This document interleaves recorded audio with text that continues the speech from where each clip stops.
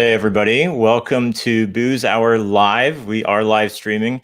Today we're actually live streaming on my YouTube channel. If you haven't subscribed already, subscribe somewhere below here. There's a bell icon too. If you click on that, you will be notified anytime I upload a new video or go on to stream. There are new videos that come out every Monday. These are Daryl and Boo's weekly updates that come out.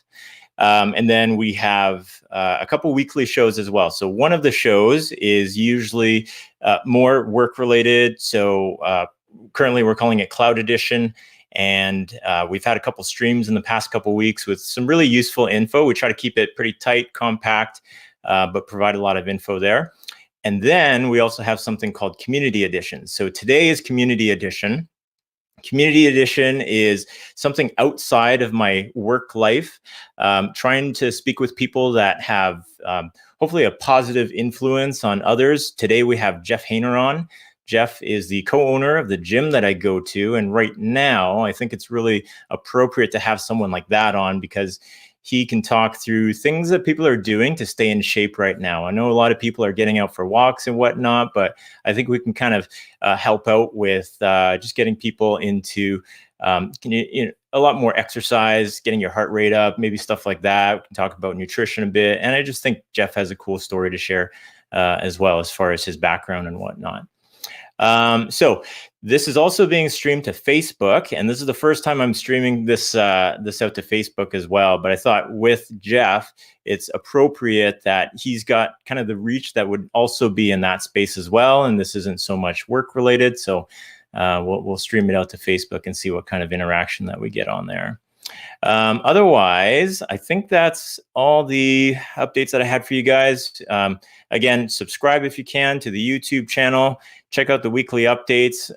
A lot of it is actually not necessarily even work related on the weekly update. We just have a little bit of banter. You get to meet some people that I work with. One thing that we're doing right now is we're having a little bit of a guitar challenge for the next 8 weeks. We're going to have little 5-minute guitar lessons that are going to come from my father-in-law, who's going to teach us how to play guitars like that sit in the background that don't actually get played at all because I don't know how to play it, but I threw it back there because it's good scenery. So we'll go through that. Otherwise, I am going to bring on Jeff. Hey, Jeff, how's it going? Good, man. Thanks for having me. Yeah, thanks for coming on. I think, I explained it there in the little intro, but I think this is going to be an interesting conversation for folks right now. Maybe, do you want to give us a little bit of background really quickly on yourself, where you're at today? Sure. Yeah. So just at my house right now, which is where I'm operating our business actually is just kind of in this door right back here behind me in the garage. So doing some virtual classes and a little background, I guess, would be always kind of been into the fitness space. Whole life has kind of revolved around competitive athletics, and which led me to a career in the fitness industry. Although I had a gap in between where I was in the military and doing financial work for an oil company, ultimately led me back to the fitness world, and here we are today. Cool. Yeah, I think we should dive into a lot of that stuff. You're a pretty well decorated athlete though. So you played hockey and you grew up in Las Vegas of all places, but became a hockey player, which a lot of people find interesting because that's not the sport you think of from a Las Vegas born player. No, yeah, I mean, not when I grew up there for sure. I mean, now they have the NHL team and a lot of buzz about hockey now. But when I grew up, there was, not very much there. And kind of where I guess the first interesting part of my life that was different compared to most people is because there wasn't a lot of hockey there, I had to pursue it elsewhere. So at the age of 13, turning 14, that summer, kind of made the decision with my family that I was going to pursue this, and they saw the dedication that I had to it, and they backed it. I moved away from home to pursue hockey, and I moved to Spokane, Washington to play for a team. And I played there for a few years doing would be just minor hockey at the AAA level, which is like the highest minor hockey league level for, you know, kids growing up. And then eventually saw that it was something that I could continue to pursue beyond minor hockey. And then went on and played junior hockey in British Columbia. And then after that as well, I played more junior hockey in Chilliwack, and then also in Melfort, Saskatchewan. And then after that, I got a Division I scholarship to play college hockey in the U.S. I did that for 4 years. And, you know, when I finally graduated, it was kind of like a turning point for me. I had gotten a blood clotting disorders, which stopped me from being able to play physical sports. Otherwise, I would have, you know, continue to play at some sort of a, you know, hopefully professional level, but it didn't work out that way. But yeah, being from Vegas, you wouldn't think hockey, and I kind of had to take a different path than most people to leave at that early of an age to pursue it. Yeah, that's pretty amazing, actually. So what, like, how did you find hockey in the first place? Usually folks in Canada, like I have friends from Chilliwack, they have their kids on skates at like 3 years old. Yeah, it was, I don't even know how it came about, to be honest. I played every other sport you probably associate with what you would see in the States. You're thinking baseball, basketball, football, you know, everything like that. And then just general and when I got used to just new friends that were playing, had tried it out. I had played roller hockey. Roller hockey was fairly big, but it was played differently. It was 4-on-4 as opposed to 5-on-5. And so I had like the basic skill set of how to skate on, you know, basically rollerblades. And I had just the athletic background that the transition was there. It was just learning to skate. And when I first started, I was just awful on the ice, actually. So yeah, I couldn't, like, I had to do like a snowplow stop, like where your feet are like at an angle. I didn't know how to stop like side to side. Because I was used to just dragging a leg while being on rollerblades. So that transition took a little bit of time, but the skill set and the athleticism was there to pursue it. And I think it maybe probably just because it was such a challenge that kind of what motivated me to go with it. And I played other sports along with hockey up until about my freshman year of high school. I was playing baseball. And then after that, it was like at that point in time, and even more so now, it's you kind of have to be singular focused if you want to pursue something to a high level. So everything at that point in time revolved around hockey with my life. I mean, every summer, you know, all year round, although I only played my regular season, just my entire time when I wasn't playing was dedicated to getting better at hockey. So whether it was physical strength training, speed work, just getting better with shooting, you know, thousands and thousands of shots of, you know, pucks, and just stick handling and stuff like that. That's what my life started to just be revolved around. Wow. And what age was that when you really started getting dedicated to it? I would say probably about 15 was when I knew that I possessed this, at least the drive compared to my peers. There was a lot of, you know, kids that you would play on teams with, and when hockey practice was done, they went about and did their own thing. But for me, it was, well, okay, now the hockey practice is done. Let me go do lunges, you know, up the stairs. Let me go shoot pucks by myself for hours. And then, you know, as you're playing in that kind of minor hockey level and you're traveling to different locations. So even though we were based out of Spokane, we were playing at, you know, big cities. It could have been Los Angeles, Chicago, you know, different places in Canada, stuff like that. You start to get recognized by different junior hockey clubs or even colleges at that point. And you're kind of getting told where you should direct your career. And so I kind of knew, yeah, probably around 15 or so. And then I wasn't really looking to do all the other things that my peers were doing. I wasn't into, you know, never went to any like high school dances or anything like that. Never did a ton of things on the weekend with people. It was just like, well, I want to get better than everybody else. I want to move on. So that was when I kind of shut everyone else out and did my own thing. Wow. That's a really early age to leave home too. Was there other teammates that you had that were in the same situation? Let's see. Most people were local. That became the norm at more like the age of, 17, 18, when people go away to play junior hockey. But most of those kids are doing it in a somewhat central located place. So maybe, like, for instance, living around here, there's, a dozen junior hockey clubs. So if you live in, say, Pitt Meadows, you might be moving away to Victoria. That's somewhat close. Your parents can, come see a lot of your games, or you might be playing in Langley or Chilliwack. So you might not be moving as far as I did, but it definitely was the norm, or became the norm, the more that people wanted to pursue things, because it's not just doing it in like your local. There's these cities all over the US, and I'm sure in Canada too, that start to have these big sponsorships behind teams. So people want to move to these different places to get that recognition, because they know that when you're on one of those larger traveling teams, that you have probably more opportunities than other people do. Yeah, that's really cool. And I guess, is that kind of when you got into fitness and getting in shape then? That's like, it was just pursuing getting bigger for hockey. I know some of my friends were pursuing that as they're getting older, like trying to keep up in size. Yeah. So I was like a little bit shorter in stature compared to other people. So I knew that if I wanted to make an impact in terms of being on the ice, I had to be as strong as possible.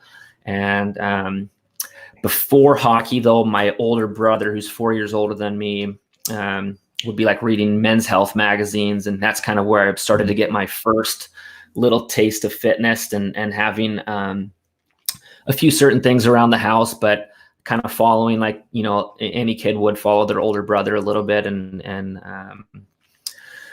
some for aesthetics. But, as I got more into hockey, it was more about just about function. So at that point, it was like, well, you can have all this huge upper body strength and look great, but that doesn't really equate to being better hockey players. So, I had to educate myself, and just would go out and read books, and find out what the best thing was to train for hockey, which, as you could imagine, would be your lower body. So tons and tons of leg training, tons and tons of plyometrics. And then, it just became like a lifestyle. It became something that I was so dedicated to that whether I had hockey or not, it was something that I just enjoyed doing. That's really cool. And then, so sorry, so you played for a while, you played junior, and then I guess you got scouted by, so were you scouted directly by Air Force then? Yeah. So, basically, as soon as you're playing junior hockey is like really the first time that most colleges will reach out to you. So I had multiple different colleges that were in contact with me about, doing fly downs and going and seeing their campuses. And I did my first one was with Air Force when I was 19, and went down, did like 3 days down there. You go down, you watch a game, you get kind of taken around campus, see what school and class is like, and then just go back, rejoin your team, and go about your way until they, determine if they think you're a good fit or not too. So I think they're kind of feeling you out, seeing what your personality's like. And then as it was going along, once they realize that you're someone that they want to lock up, they'll ask for you to sign a letter of commitment. And I think at that time, I was one of the better players in the league, but I wasn't at the top yet. And I was like, well, I better just lock something up. I need to get something on paper. And you could always decommit if you really chose to, but I wanted to lock that up and get it going. And then the very next year I came back and I led the junior hockey league in scoring, and was one of the best players in the league. And then more offers started coming in. So as that started coming in, I had other thoughts in my head. It was like, well, what am I supposed to do now? I got these other big name schools that when you associate college hockey, you're going, oh man, that's like some of the places that you would want to play at. And then there's Air Force, which is smaller, although still Division I. It's just a smaller school and not as known. But I just had some sort of faith in the coaches and the people that wanted me at that time. And one of the big selling points to me was that as a freshman, I was going to go in and play right away. Whereas at some of the other schools, they were like, well, you could have a chance to maybe, but most likely you would be a sophomore or a junior before you really started to see some playing time. And I wasn't really concerned with sitting on the bench or sitting in the stands for a better school. I wanted to be making an impact. And so that's why I stuck with Air Force. And looking back at the career, that not individually so much, but that the team had while I was there, I couldn't think of a better place that I would have played at.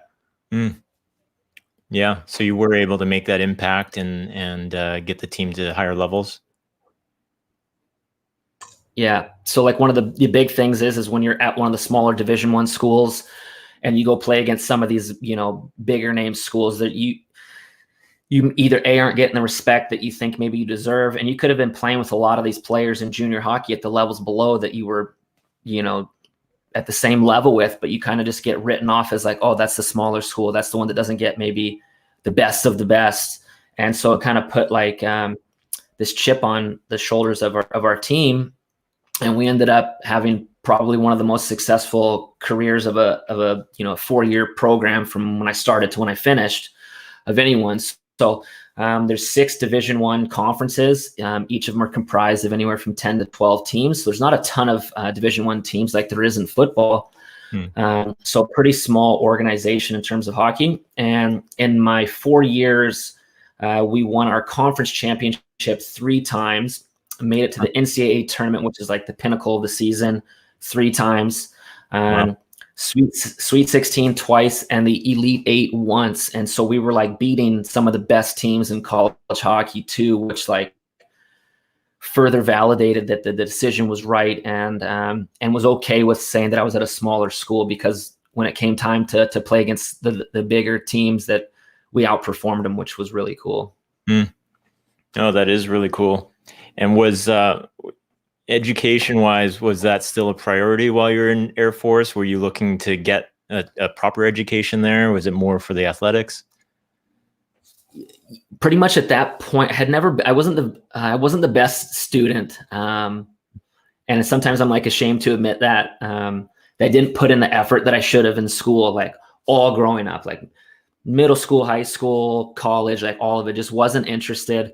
And when I had dedicated my entire life to hockey at such an early age, nothing else really mattered. So although I knew that Air Force had great academics and had, you could look it up, and I don't know how you determine who's really the best or whatever, but every year when you're going through some of the top resources that are talking about the top 10 undergraduate for like business management degrees, Air Force happened to be one of them.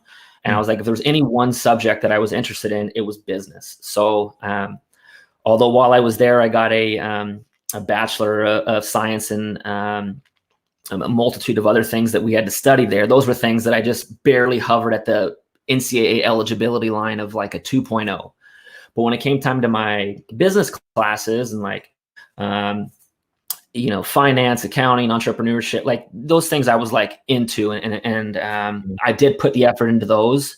It just happened to be a second piece. Like it was just there just to facilitate me being eligible to play.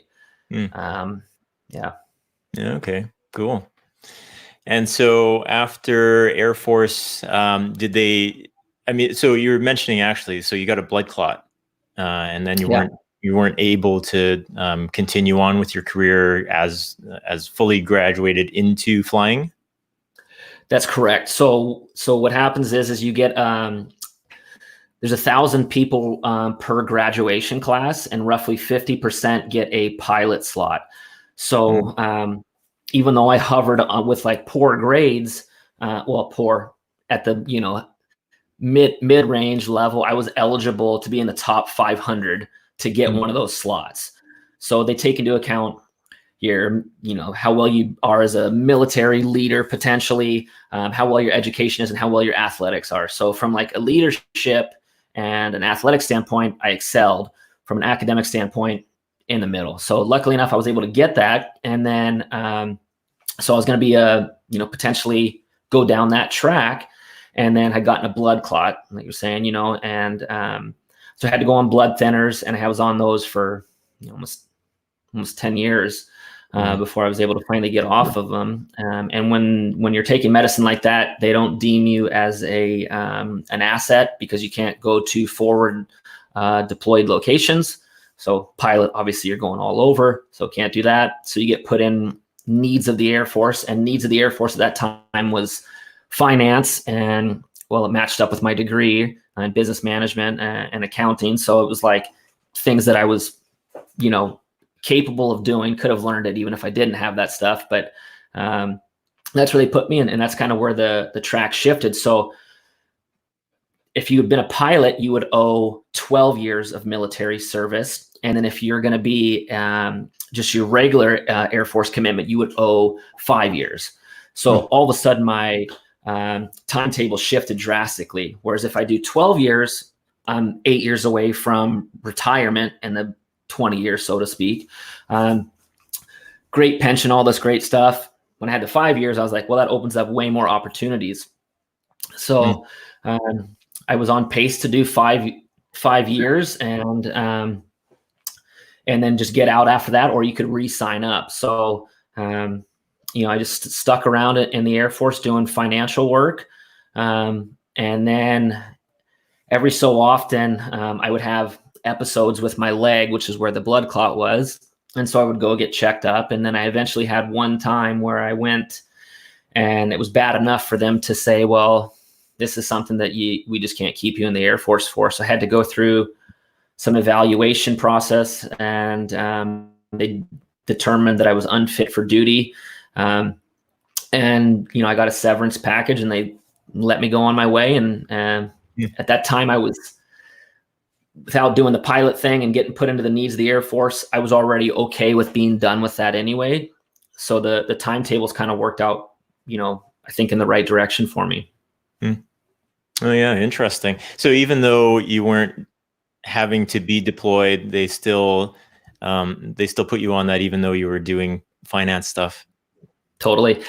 Yeah. Finance actually is probably one of the most deployable fields, or at least you have the availability to deploy. They need finance everywhere, right? Like they need people to track numbers everywhere.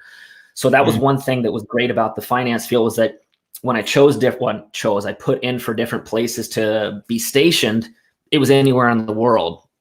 So you could put in Middle East, if Hawaii, Europe, all the best destinations, whereas there were certain career fields where you were bottlenecked into only a few different slots that they did stuff. So it was great in terms of that, because I got to go to, a few different, really cool places. But in terms of me not actually ever deploying, they could have left me at my same desk job that I was doing and no problem. There was other people who I felt were way less fit for duty that they kept in. But again, at that point, I think I was just ready to be done, because I had so many different blockages in the road to where I wanted to do something in the Air Force, that this wasn't as appealing.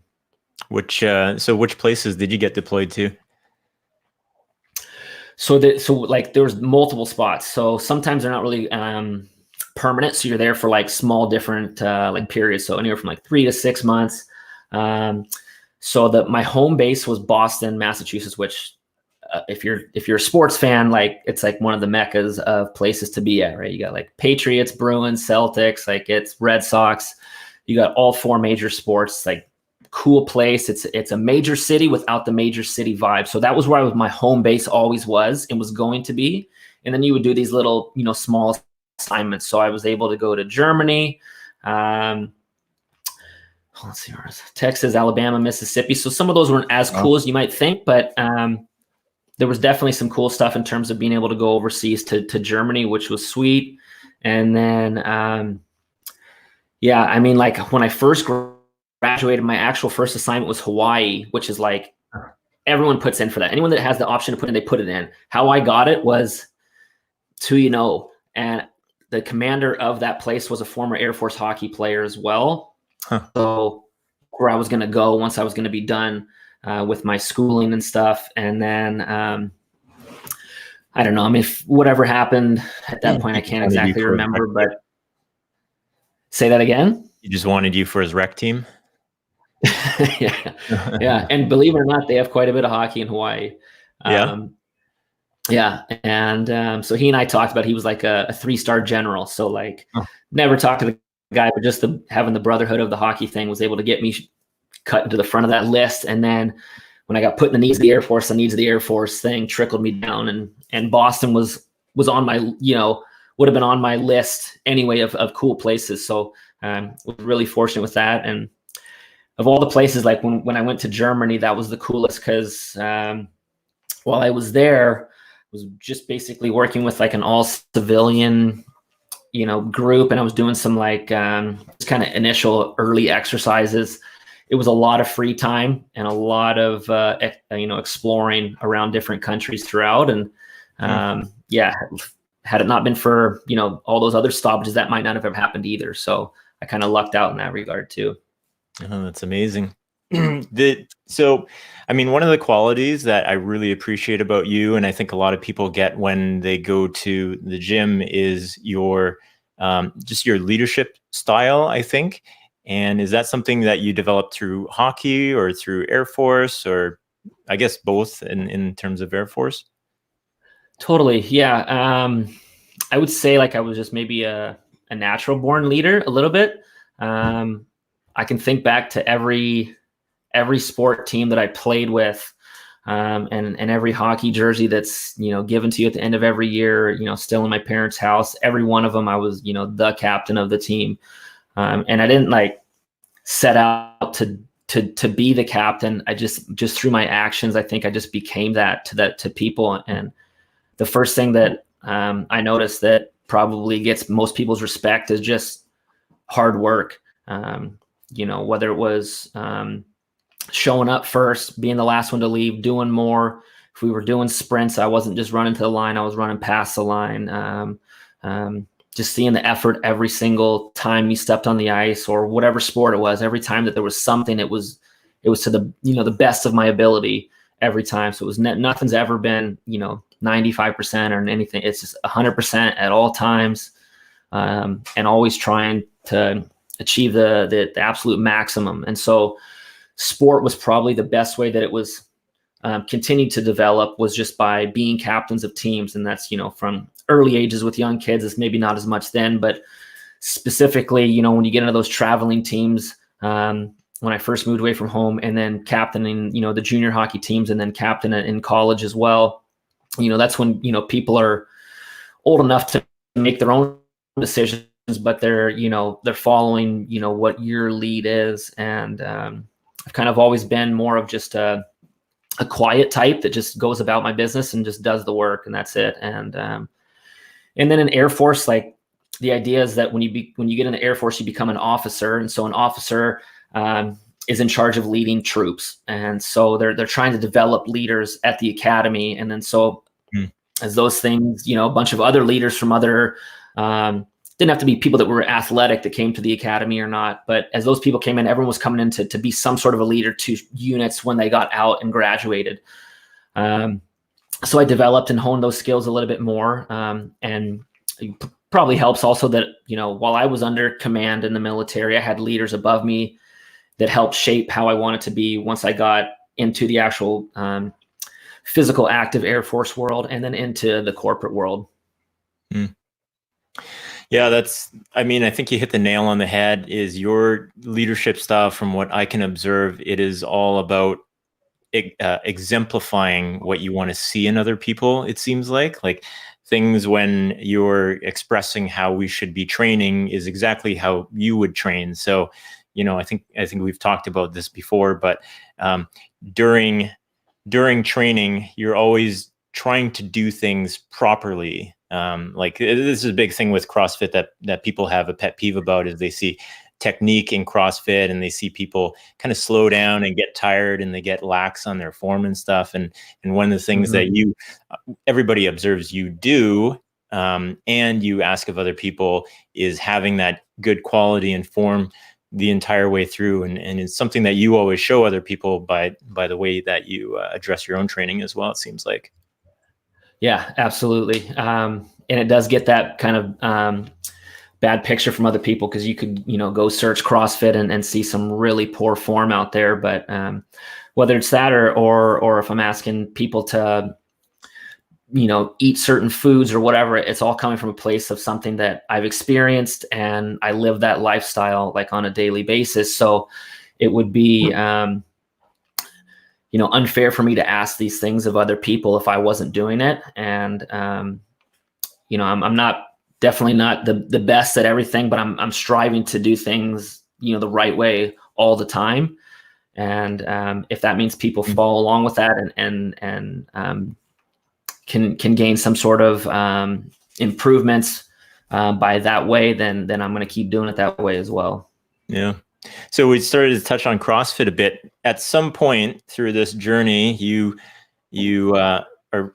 done hockey, you're done the Air Force, and at some point you've made a transition to focus a lot on CrossFit, and kind of combine the fitness, I guess, that you were undertaking with hockey, and combine that with something that's also a sport. Where along the way did you find that?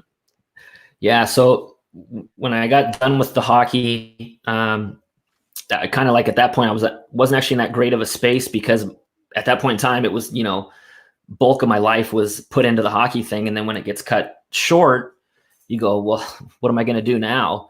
And one thing that's always been consistent, before that, during that, and then again after that, was just fitness. So I was like, well, I'm just gonna start lifting weights, and just continue to lift weights, and I'm just gonna get as big and as strong as I can. So it was like, I want to get as big and as strong as I can. And then I was like, I'm going to do a triathlon. And I just was looking for all these different avenues. And I would start to kind of go down into some bodybuilding, kind of go down into some triathlon training. It just wasn't, it was good. It was fit. I was doing something, but the competitive nature was missing. And so I found out about CrossFit while I was in the military.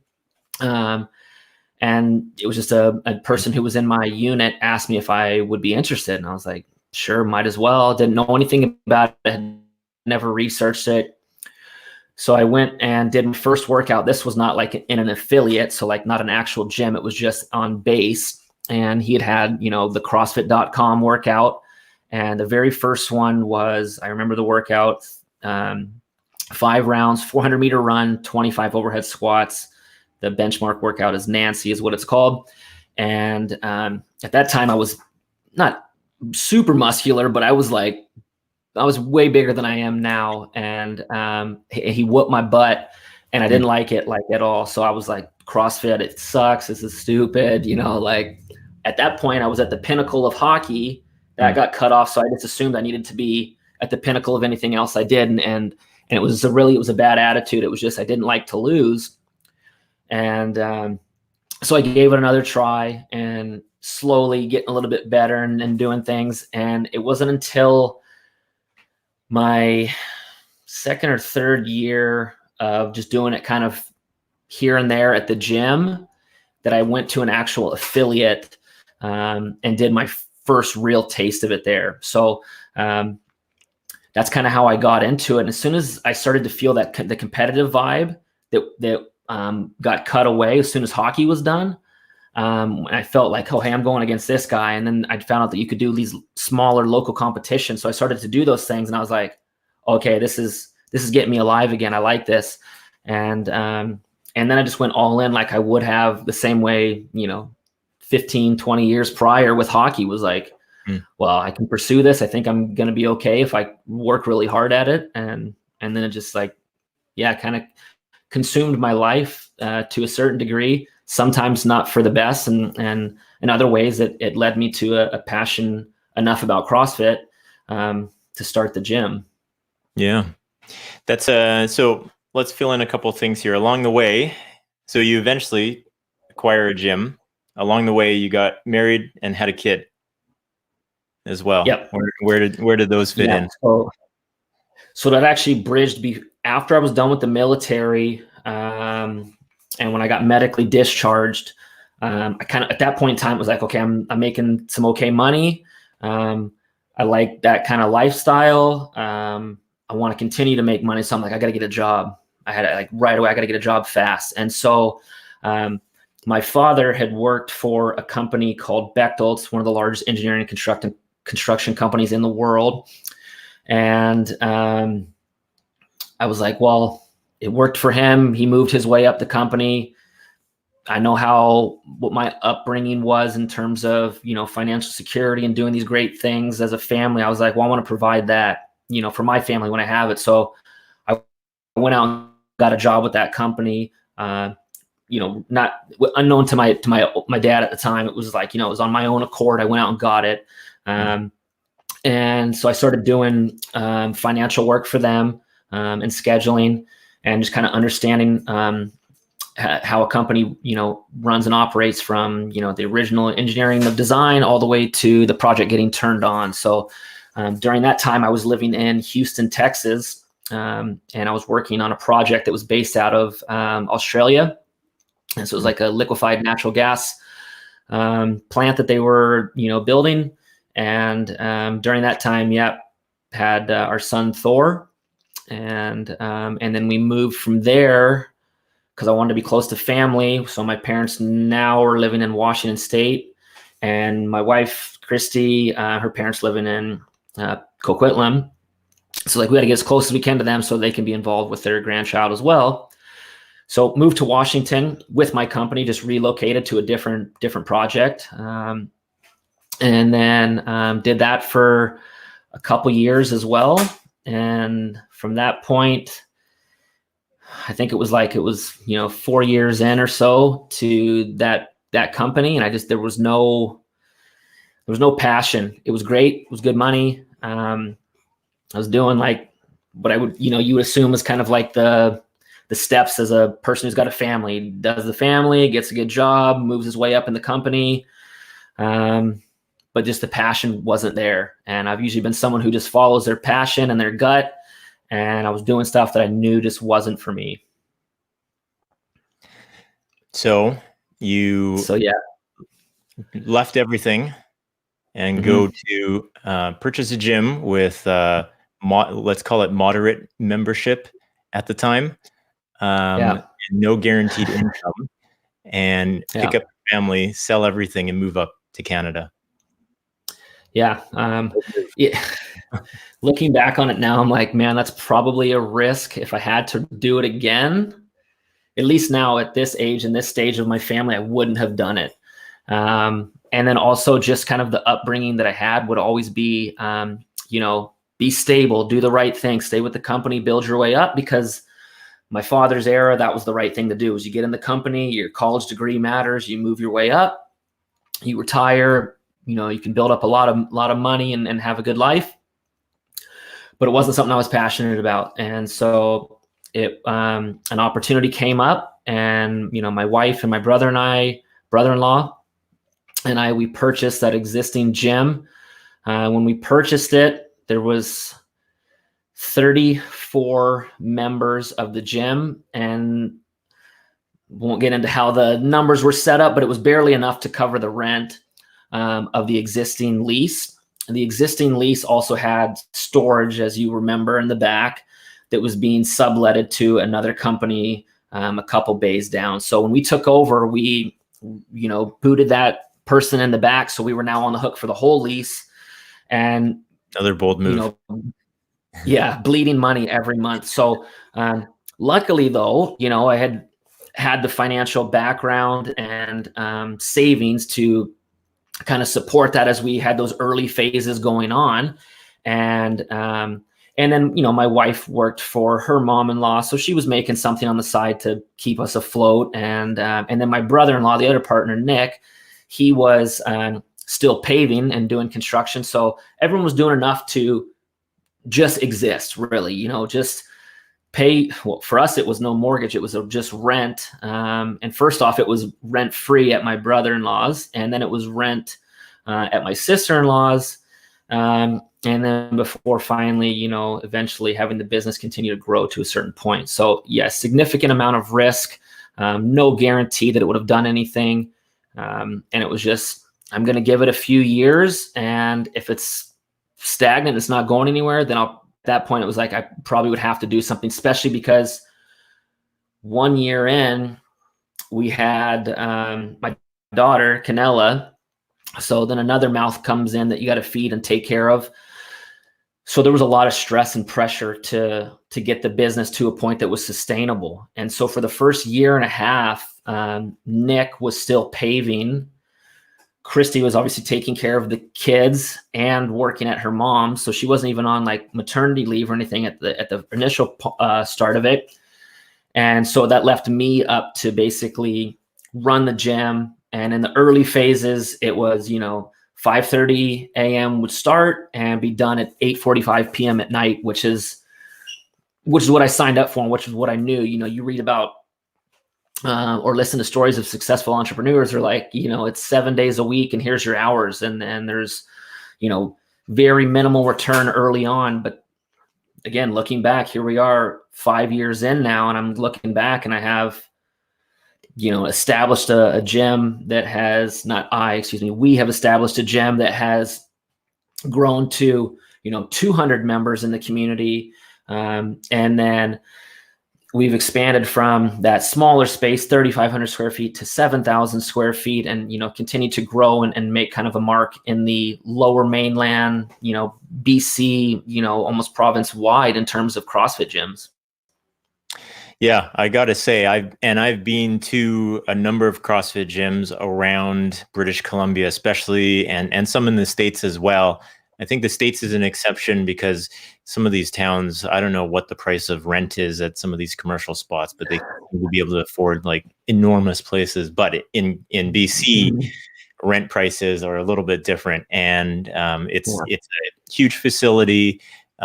All really nice gear, all the gear that you would expect, enough spots for everybody. I know in some of the earlier days in the smaller space, you're kind of elbow to elbow, but now it's a really nice spot to train. Actually, this brings us to a question that our good friend Matt Kennedy's put up for you here. As an entrepreneur, what skill set or quality do you think has been most important for you in building your business that other business owners should work on or invest in? I can think of two off the top of my head right now. The first one is be willing to ask your clients what they want and be okay with having that help shape how you can deliver a good service to them. If you think that you're going to be right all the time, it's you're going to find out really fast that you'll lose people if you're going to stick to a certain way.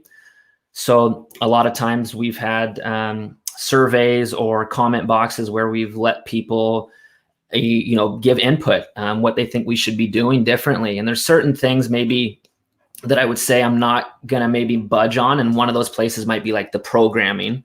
But if someone makes a recommendation on certain things to buy, or that something that would, make the gym look a little bit nicer, I'm going to do that. And then the second thing would be is from the first day on until forever is reinvest money more than you think you should. Pay yourself less, reinvest more. The return on it will always come back greater. So it's going like, oh man, I was finally starting to, get the gym into the black, and it was like, oh, I can start to pay myself. And I was like, no, let's just put more back in because it will come back. And I think if we didn't do that early on, often, all the time, continuously questioning, should we put this much money back in? I don't think we would have grown to the level that we did.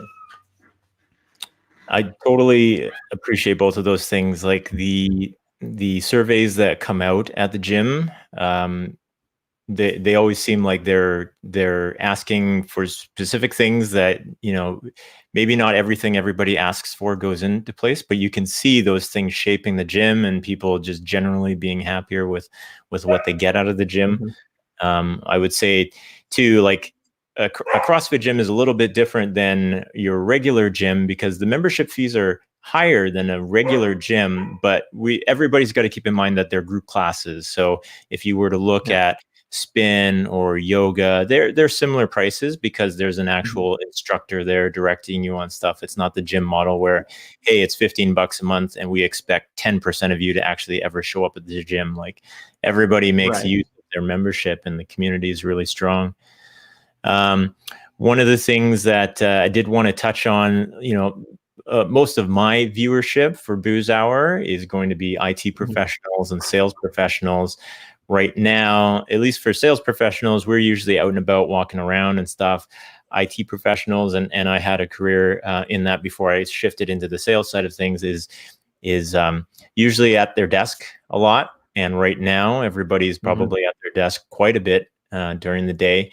You particularly at Iron Regime and at other gyms as well in the area, we have a lot of people that commute into downtown, so they've got those kind of office jobs. And you've probably seen a lot of people reshape their fitness, starting from somebody who's just been in a few years sedentary, and now is going into quarantine and has to deal with that on top of it.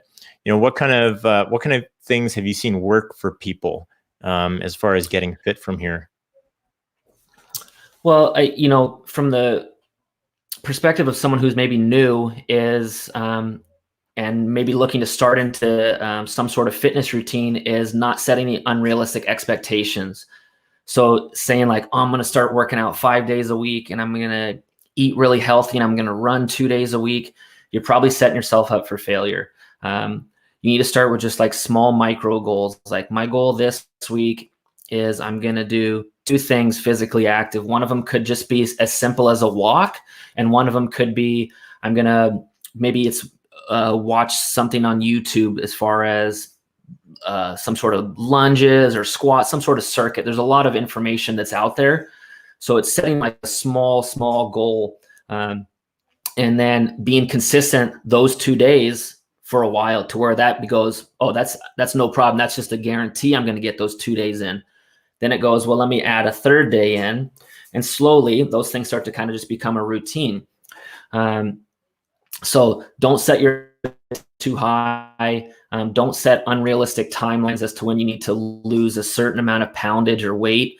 That's another way to set yourself up for failure, because you could be undershooting or overshooting targets where you're at. So just realize that consistency of something is better than this wide kind of broad spectrum where you're like, I'm going to hit everything this many days. Too much.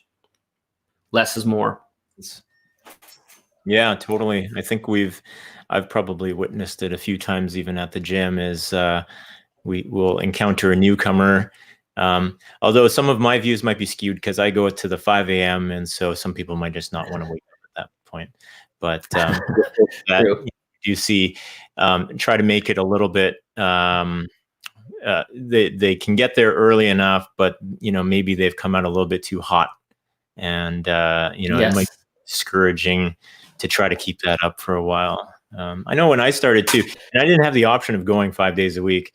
I started off 2 or 3 days a week, and I think that helped me a lot. And just seeing like little increments of progress, just kind of moving up from there. More sustainable that way. And in fact, we don't even like, whenever a new client comes in, especially someone who is either been sedentary or hasn't had a regular, gym routine lifestyle, won't even let them go to 3 days a week. I'm saying you're going to stick at 2 because I want you to be really consistent at 2, just like I had, previously mentioned. So I'm not pushing, even though that makes the business more money. I'm putting people in the right direction for the long term. I'm thinking about their long-term growth. I'm not thinking about short-term, financial gain. Yeah. How about nutrition? I mean, right now we're heading out to the grocery store. People are probably reducing their trips to the grocery store. So they're going in, probably grabbing bulk items, or maybe items that are more towards non-perishables and less towards fresh stuff. What kind of advice would you have for people around nutrition right now? Oh, well, it's really simple. I mean, and unfortunately, like you said, people want to make less trips out, but the more simple that you can keep it, the better. And unfortunately, there's no, I don't think there's a right way to send people down into saying, okay, well, if you're only going to take a trip once a month, you're probably going to get some of those things that are, have additives and are, like I said, non-perishable. Those things probably not going to be your best option. Your best option is always going to be whole natural food. So you're basically sticking to the outside of that grocery store, things that if you left it out on the counter, if not within a couple hours, the next day, it's probably going to have changed shape and, color.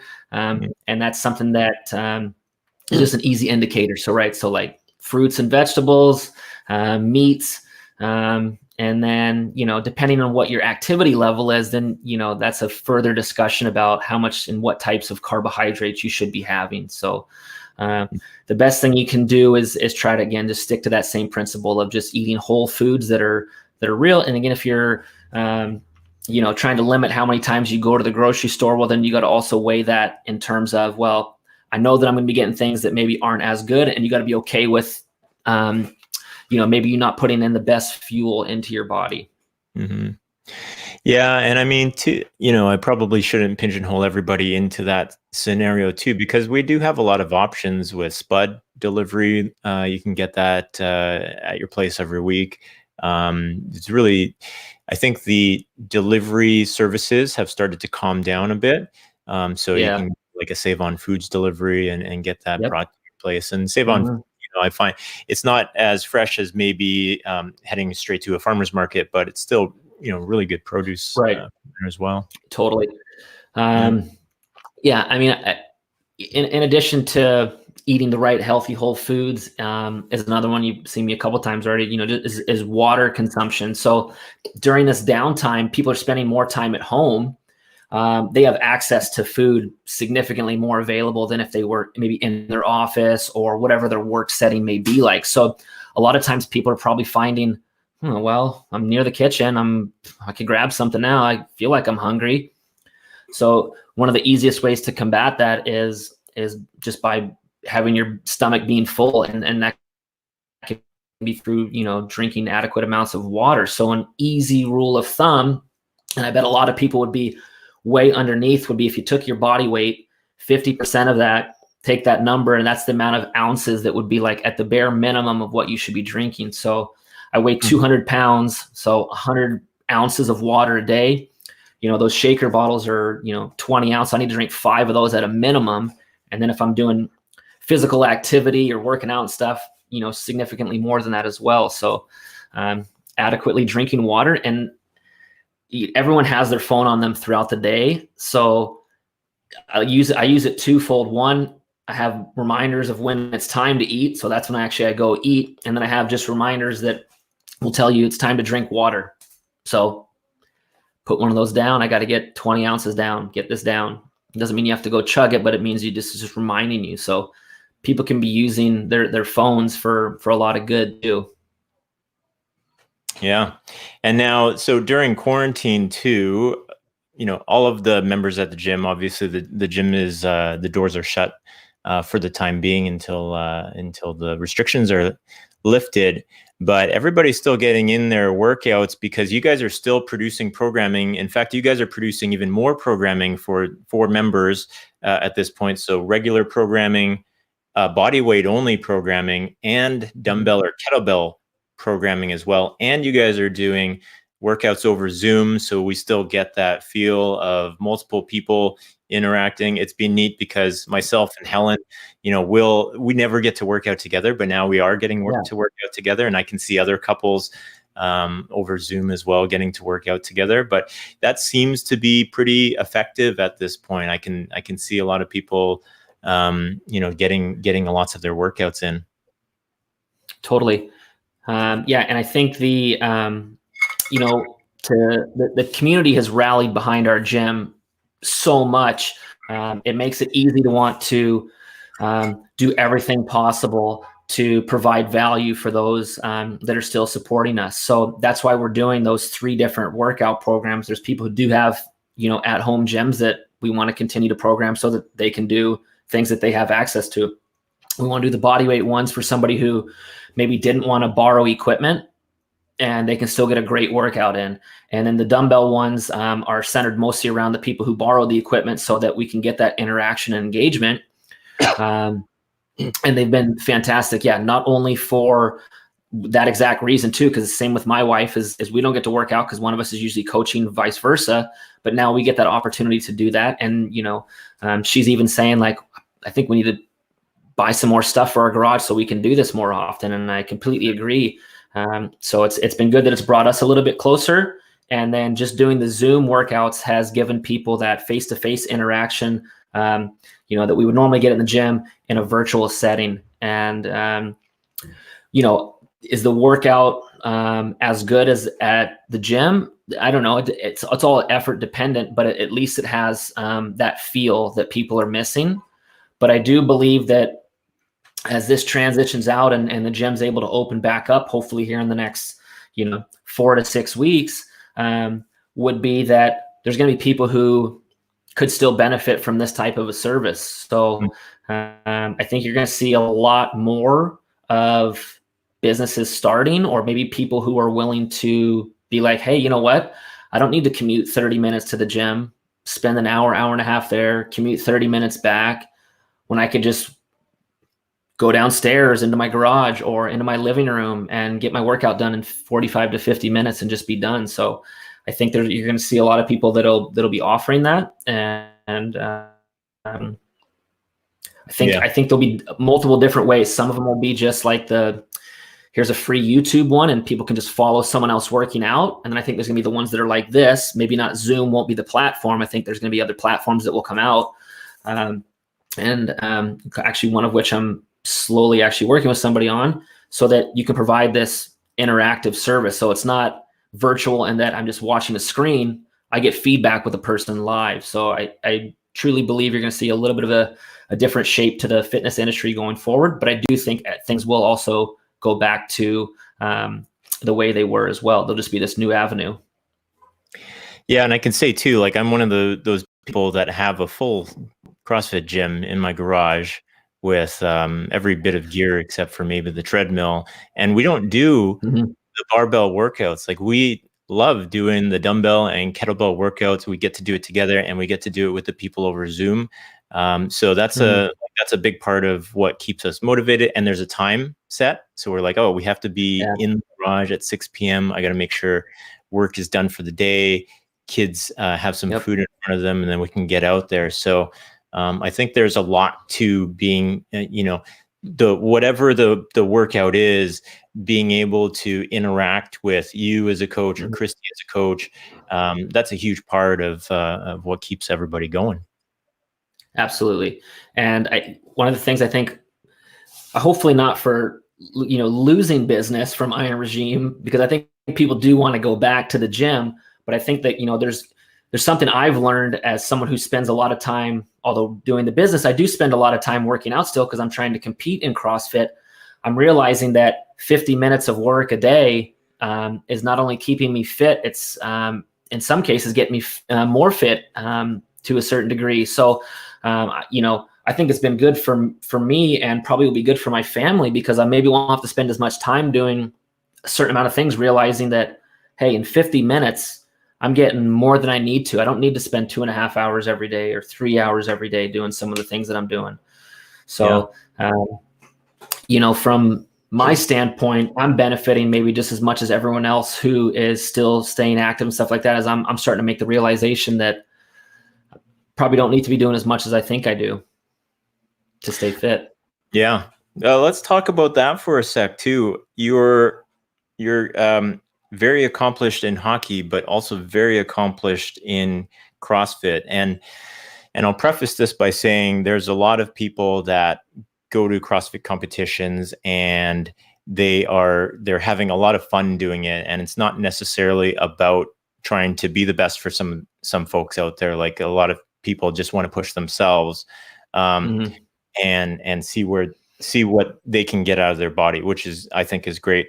You in particular have done really well as far as like official CrossFit judged leaderboards. So for the folks who are listening who don't follow CrossFit as closely as we would, there are gates to get to what is the CrossFit Games at the end of the season. And those gates have changed over time. So previously there was something called sectionals, moved into something called and those were in-person events, moved to something called open, which is everybody in the world gets to compete.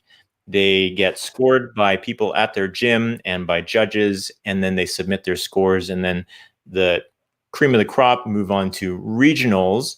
And then from regionals, they would qualify into games. And that's changed in the last 2 years to 1.5 years into sanctionals, which are kind of going back to qualification through these in-person events that have to qualify for individually themselves. So a little bit confusing, but if I were to go back on your resume, you've made regionals once, 2016, 2017, 88th place in all of Canada, 2018, 32nd place in all of Canada, 2019, 24th place in all of Canada, 2020 went Masters, so I get it, we're getting old. Third place in all of Canada, 17th place worldwide. So as far as, we talked about your leadership qualities, it's doing what you say to other people and exemplifying that. That doesn't mean everybody that owns a CrossFit gym has to be at your level, but we can kind of see, as members, we can see what your dedication and hard work actually pays off for you. And I think a lot of people have kind of, as they come up through the gym and kind of go from, hey, I'm just trying to get fit, and some people wanting to pursue competitions, they have a great example in you in how to get to those levels, and they see the kind of dedication that it takes to get to that point. Is it going to be a continued goal for you to just keep climbing as high as you can? Yeah, absolutely. I think although I'm a master's age group now, which is 35 to 39 years old, I will still be pursuing the sanctionals route, which is the open division. So that's anyone ages 18 and up. And I can still qualify for those ones. How well I could produce at those actual events now, it will be harder and harder for me to get towards the top of that at those in-person competitions. So the bigger focus will be on pursuing the Masters things. I certainly want to make it to the CrossFit Games, that's the pinnacle, right? That's the top of the top. And like you said, I was 17th. You got to be in the top 10 in the world to make it to the games. So I'm close. I'm knocking on the door. I'll pursue that again throughout this next year and take my swings as they go. And I think I can do a good job balancing wanting to do that and then wanting the business to excel and then wanting to be a good family man too. Whenever I'm in each one of those realms, I'm all into that. So could I do more? Could I do more CrossFit more times a day and train more? Probably, but then some of those other areas would suffer. And I don't even know if I would, make these massive jumps that would get me those next 7 places to the top 10. So I'm just going to stick on doing what I'm doing. And, I have a personal coach who helps me. So we put out a plan and we go out and we execute it. And if I fall short, then we reassess and go about it again. I think it all goes back to that, age 13 thing that I was talking about. My whole life's been around competitiveness and challenges and pursuing something to the fullest. So I'll take this as far as I can get it. And if that means I fail every year and I never get to the games or I never win any of these Masters sanctionals, so be it. If I qualify, I'm super, super happy. It'll never not be because of effort. My effort will always be there. If I fall short, that's okay. And when I get to a point where I don't want to push that hard anymore, or this doesn't become fun, then I'll just, I'll move on to whatever's next. Something will be there. Mm-hmm. That's cool. What keeps you motivated through all of this? Because you can spend a lot of time doing this. And I know if I spend more than 45 minutes, I'm usually like, all right, I can probably go wash the dishes now or mow the lawn or something like that. But you seem to be able to keep yourself going day in and day out. Yeah. I mean, like I was saying, from that early age, it's been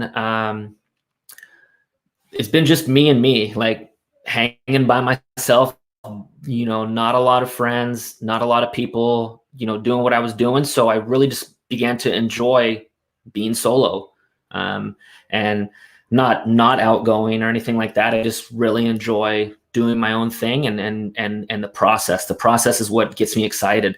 It's just that daily grind that I get to go in and do something I really like. And whether doesn't have to be sports, it'll be something different eventually, I'm sure.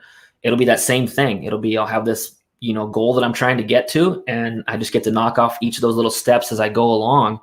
And it's just doing what I love every single day. And the process is challenging some days, but I just know that it's one more stepping stone to get closer to what my end result is. And then whenever I get closer to that end result, I'll probably have changed that target and I'll be further away again. So I'm never, ever really achieving what'll ever be my maximum. I'm just always chasing this thing. And then, like I said, the only time that will stop is if it gets taken away and it's just the opportunity isn't there anymore, or I just don't like it anymore. So whenever one of those two things happen is when I'll stop. Is that how you feel about the business as well? Like you have goals with the business and you're, intending to pursue those until you can't? Yeah. Even more so than the athletics. The athletics part is like, I know that will have a course where it will run out based off family commitments, or based off the business commitments, or based off my body, age, whatever. One of those things can impact this. The other things I have complete control to pursue to another height. Like there's no ceiling to what we can't take the business to.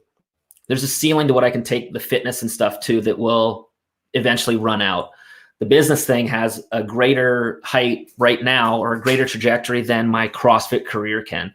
And then same with just being a dad or a husband. Is those things have greater, longer, term things that can happen versus CrossFit. So from the business standpoint, it's not just Iron Regime that, I'm trying to pursue to get to the next level. It's my own personal businesses off to the side that I do in terms of my sports and athletic training, my personal training, my personal programming that I do for clients. So those are all ones that I'm pursuing with the same effort that I would, training for CrossFit. So if I would have thought where we're at now, with the gym, if you would ask me would I take being there 5 years ago, I would have said, God, that would have been the greatest. And now that we're here, I'm like, this is only 50% of where I think we should be. And then I'm sure when we get to that next one, I'll say, this is only 50% where we should be. So there will always be something where just you get closer and then the target changes, and then you just got to go up higher and do more and be better. Cool. Love it. We've hit the hour. We went a little bit over the hour actually. But I promise everybody that this is generally an hour. I think there's so much more that we could talk about as well. So maybe we'll shelve some of this for a future episode, a little bit of a teaser for everyone, but we'll wrap it up from here. Jeff, I really appreciate you coming on. I know personally you've had a huge effect on my life through just our chats over business, our chats over personal finance, and what you've done for me physically as well, and helping me pursue all of my fitness goals and stuff. So I appreciate you for that. Thank you for having me, and likewise, thank you for the guidance you've given me in terms of some of the things that we've talked about, and honestly, for people who maybe don't know everything about what you're doing, you're really helping so many people, not just in the gym community. I mean, that's one pool of it, but I know a lot of other people outside of that that you're helping in terms of shaping their lives for better financial opportunities. So kudos to you, man, for doing that and helping my family as well. Thanks. I hope this is I hope this platform, we can have folks like yourself and other folks as well, and things that I can share. I think what I've learned through all of COVID is that we just got to lay in on helping more people. Like it's just mind blowing that I didn't think of it enough before, that there's even more stuff that I can do to help other people. So creating something like this has been, a light bulb went off in my head saying, why didn't you just do this earlier to just get more good messages out to people? And even if it's, only a few people that listen to it or whatever, that's even good enough. Absolutely. So there is, where is it? Right underneath Jeff over here, we got a nice picture of all the coaches at Iron Regime. We got Jeff's contact info on there. If you do sign up for Iron Regime, put my name down as your referral. With 50 people that sign up, I might get a week of free membership or something like that. And then hope to see people at our gym or just people on Zoom WODs, I'm at the 6 p.m. usually, but there's also 2 other times that you can go during the day. Otherwise, I'm sure Jeff is just the guy that you can hit up if you have any general questions as well on stuff. And then, hopefully you can get yourself sorted with fitness. So thanks a lot, Jeff. I will sign off from here. Everybody can subscribe to the YouTube below. If you're watching this from Facebook, go to my YouTube and subscribe, hit the bell for notifications. You'll be able to get more of these things. And, I just started publishing these on a podcast format as well. So you can find the podcast for this episode. I'll upload it as soon as it's done off of here. So you might see it up on there tonight, but just look up Booze Hour on Apple Podcasts. Still figuring out how to get it onto Android because I don't own an Android, but I'll figure out that platform as well. Otherwise, thanks a lot. We'll see everybody on my weekly update on Monday. Ciao.